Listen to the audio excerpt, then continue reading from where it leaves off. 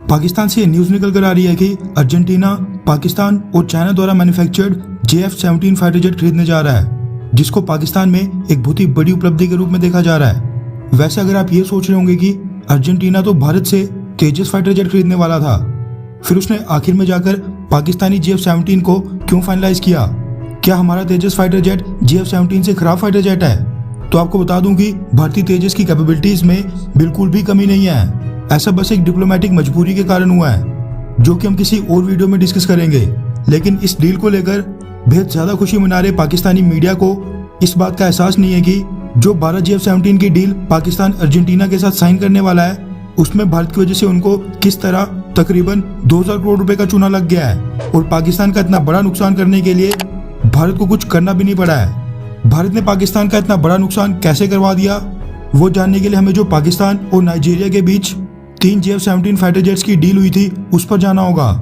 वैसे रिपोर्ट्स के मुताबिक 3 JF-17 के लिए नाइजीरिया और पाकिस्तान के बीच नेगोशिएशंस साल 2015 से शुरू हो गई थी और दोनों देशों के बीच JF-17 की डील को पाकिस्तान ने साल 2018 में मंजूरी दी थी, जिस समय पाकिस्तान ने ये सेल अप्रूव की थी $184 मिलियन पर, जिसके हिसाब से JF-17 फाइटर जेट के एक एक्सपोर्ट वेरिएंट की कीमत हुई तकरीबन $61 मिलियन। लेकिन अगर हम जो रिसेंट में अर्जेंटीना की पाकिस्तान और चाइना के साथ 12 JF-17 फाइटर जेट्स की जो डील होने वाली है उस पर नजर डालें, तो जो अर्जेंटीना की पार्लियामेंट में वहां की सरकार ने 12 JF-17 के लिए टोटल पैसे एलोकेट किए हैं वो हैं $664 मिलियन। $664 मिलियन को अगर 12 जेट्स के हिसाब से अगर डिवाइड करें तो उस हिसाब से एक JF-17 फाइटर जेट की कॉस्ट आज की डेट में निकलती है तकरीबन 55 यानी $55 मिलियन।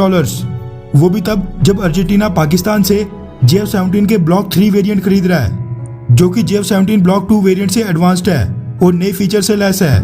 यानी अर्जेंटीना नाइजीरिया से ज्यादा एडवांस्ड फाइटर जेट ले रहा है, लेकिन पैसे नाइजीरिया से कम दे रहा है। हम यहाँ पर यह भी कंसीडर कर लेते हैं कि नाइजीरिया ने साथ में कुछ वेपन्स और मिसाइल्स भी खरीदी थी, लेकिन फिर अर्जेंटीना भी तो पाकिस्तान से अनआर्म्ड जेट्स कभी नहीं खरीदेगा। और अगर वो भी कंसीडर किया जाए तो JF-17 ब्लॉक 3 जो आज पाकिस्तान $55 मिलियन पर जेट के हिसाब से अर्जेंटीना को बेच रहा है, वो कम से कम भी $65 मिलियन यानी $65 मिलियन तक जाना चाहिए था, क्योंकि नाइजीरिया और अर्जेंटीना वाली डील में JF-17 ब्लॉक 2 और ब्लॉक 3 के डिफरेंस के साथ साथ साल 2018 और 2021 यानी 4 सालों का गैप भी है।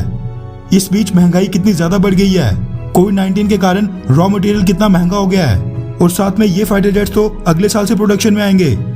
इतनी कॉस्ट तो इन्फ्लेशन यानी महंगाई के कारण बढ़नी चाहिए थी, ना कि घटनी। पाकिस्तान को अगर टोटल एक फाइटर जेट में $10 मिलियन का नुकसान हुआ होगा, तो पाकिस्तान को इस डील में एक फाइटर जेट में $10 मिलियन के नुकसान के हिसाब से 12 फाइटर जेट्स की डील में टोटल पाकिस्तान को कुल $120 मिलियन का नुकसान हो रहा है, जो कि पाकिस्तानी करेंसी में करीब 2000 करोड़ रुपए से भी ज्यादा होते हैं। वैसे 2000 करोड़ रुपए भारत या फिर चाइना के लिए धूल मिट्टी की तरह है, लेकिन पाकिस्तान उसके लिए तो 2000 करोड़ रुपए किसी वरदान से कम नहीं है। ये जो 100-120 मिलियन का नुकसान पाकिस्तान को JF-17 डील में उठाना पड़ रहा है, वो बस एक ही देश के कारण, और वो है भारत। क्योंकि अर्जेंटीना की जो पाकिस्तान के साथ JF-17 फाइटर जेट्स के लिए नेगोशिएशंस चल रही थी, वो उनको काफी ज्यादा ब्लैकमेल कर रहा था और ये तर्क दे रहा था कि अगर वो प्राइस डाउन नहीं करेंगे तो अर्जेंटीना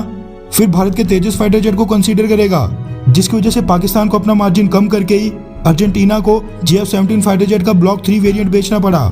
जो कि कुछ भी मुनाफा ना कमाने से तो खैर अच्छा ही था। इसलिए पाकिस्तान ने ये सेल अप्रूव कर दी है। यानी जिस सेल के लिए पाकिस्तानी मीडिया इतनी खुशी मना रहा है, उसमें उनके मुनाफे का बड़ा मार्जिन भारत ने बैठे बैठे खा लिया है।